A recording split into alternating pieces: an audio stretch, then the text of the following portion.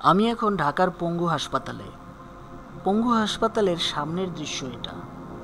এত ময়লা আবর্জনা, যেটা হচ্ছে মেন গেটের সামনেই। এভাবেই দিনের পর দিন অস্বাস্থ্যকর পরিবেশে চলছে পঙ্গু হাসপাতাল। আর এদের যন্ত্রণায় তো থাকাই যাবে না। আপনার একটা প্রেসক্রিপশন নিয়ে বের হবেন, আপনাকে ধরে ছবি তোলা শুরু করবে। একে তো ডাক্তারকে জ্বালায়, আবার আপনাকেও জ্বালাবে। সর্বোপরি লাইনের কথা, এখানে টিকিট কাটতে হলে আপনাকে সকাল থেকে ঘন্টার পর ঘন্টা লাইনে দাঁড়িয়ে টিকিট কাটতে হবে।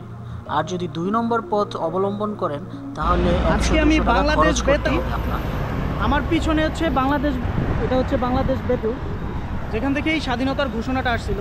তবে আজকের আমার ব্লগের উদ্দেশ্য হচ্ছে পঙ্গু হাসপাতাল। পঙ্গু হাসপাতাল যাব কারণ আমার পায়ে একটু সমস্যা হচ্ছে ইউরিক অ্যাসিডের, এবং সেখানে দেখাবো আমি কিভাবে টিকিটটা কাটলাম, টিকিটের প্রাইস কেমন, আর ডাক্তার আমাকে দেখলো, এবং ওইখানে কত লোকজন যায় যে পাবলিক হাসপাতালে, সরকারি হাসপাতালে, এবং সেখানকার পরিবেশটা কেমন, সব কিছু নিয়ে আজকের ব্লগটি চলেন শুরু করা যায়।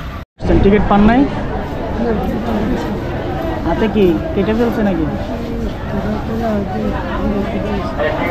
সকালে আসছেন?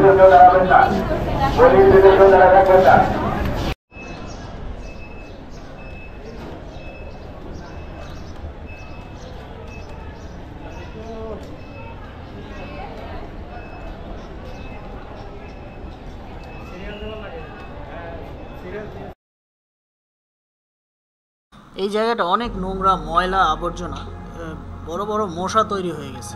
আবার মানুষ সাইডে বসেও আছে। এত একটা অস্বাস্থ্যকর পরিবেশে পঙ্গু হাসপাতালের মতো একটা হাসপাতাল কীভাবে যে এই ময়লাটা আছে, আমি প্রতিদিন এরকম কয়টা ছবি তুলতে হয় না? অফিস থেকে কয়টা বলছে তুলতে? আমরা তো ট্রেনিং করতে আছি, আমাদের কোনো বাধ্যবাধকতা টার্গেট নাই না? আপনি কোন কোম্পানি? বিকন। বিকন বিকন না?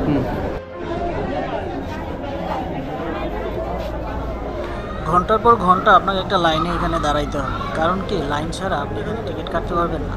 আর যদি 2 নম্বর পন্থা অবলম্বন করেন তাহলে টিকিট কাটতে হবে চড়া মূল্য দিয়ে, সেটারও ভিতরে ব্যবস্থা আছে।